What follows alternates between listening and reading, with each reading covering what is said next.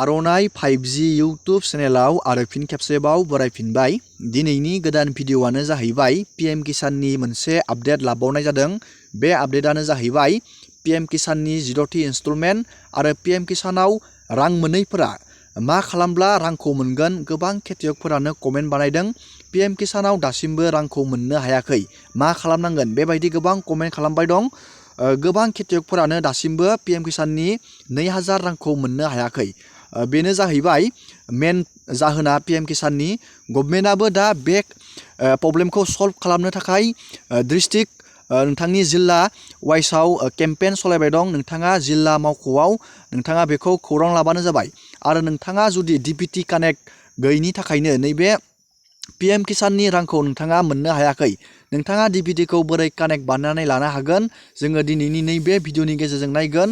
आं अलरेडि गोबां भिडिअआवनो बेनि सायाव भिडिअ बानायबाय, थेवबो गोदान भिउवार्सफोरनि थाखाय आङो नैबे भिडिअखौ लाबावनाय जादों, जाहाथे जोंनि गासैबो बर' खेतियकफोरा PM किसाननि रांखौ मोननो हायो। दानिया जोङो नायदिनि।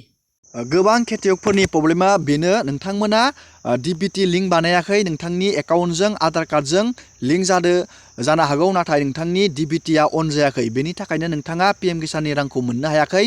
नोंथाङा मोनसे बेंक एकाउन्ट खुलिनांगोन, इण्डियान पस्ट पेमेन्ट बेंक। नोंथाङा बे एकाउन्टखौ खुलिनांगोन, अब्लानिया नोंथाङा PM किसाननि रांखौ नोंथाङा मोननो हागोन। बे एकाउन्टजों अट'मेटिक DBTआ कानेक्ट जायो।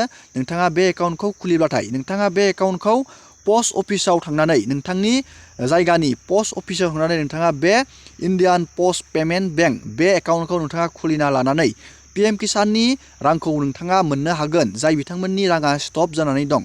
दानिया जोङो बे आपडेटखौ मिथिबाय। दानिया जोङो गुबुन आपडेटनि सायाव सावरायनोसै।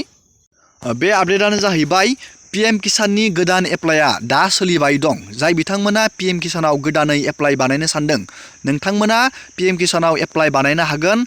आङो अलरेडि बेनि सायाव भिडिअ बानायबाय। नोंथांमोना बे भिडिअखौ जुदि नोंथाङा मबाइल फनजों बानायनो हायोब्ला नोंथाङा बे भिडिअखौ नायनानै बानायनो हागोन। आरो नोंथाङा जुदि PM किसाननि एप्लाइखौ बानायनो मबाइलजों रोङा, अब्ला नोंथाङा नोंथांनि खाथिनि CSC सेन्टाराव नोंथाङा थांनानै बेखौ इजियावनो एप्लाइ बानायनानै लानो हागोन। नोंथाङा हानि डकुमेन्ट आरो नोंथाङा Aadhaar card, mobile number link बेखौ लांफानो नांगोन PM किसाननि गोदान एप्लाइआव। दानिया जोङो सावरायगोन PM किसाननि 10थि इनस्टलमेन्टनि सायाव। PM किसाननि 10थि इनस्टलमेन्टखौ नोंथांमोना फेब्रुवारिनि जोबनायथिं नोंथाङा मोनहैनो हागोन। मानो होनब्ला बे PM किसाननि रांखौ मास मोनब्रैनि जोबनायथिं बेखौ सोयो।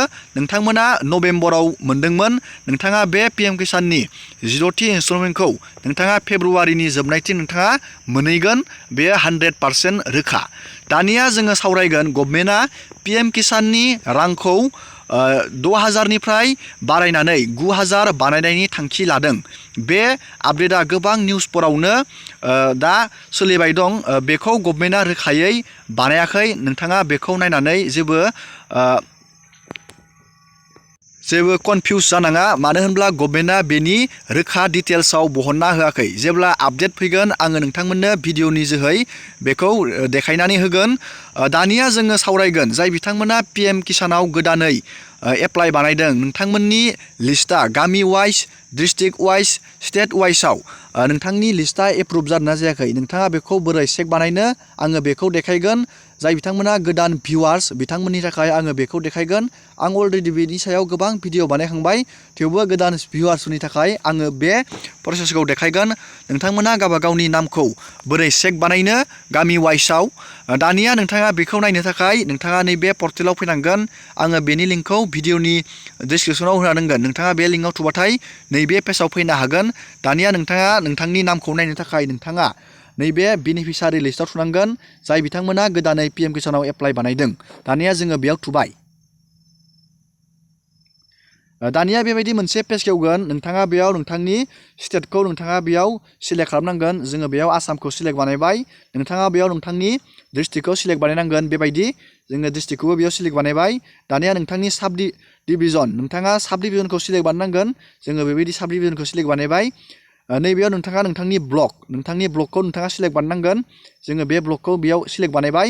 दानिया नोंथांनि भिलेजखौ नोंथाङा बेबायदि सिलेक्ट बानायनांगोन।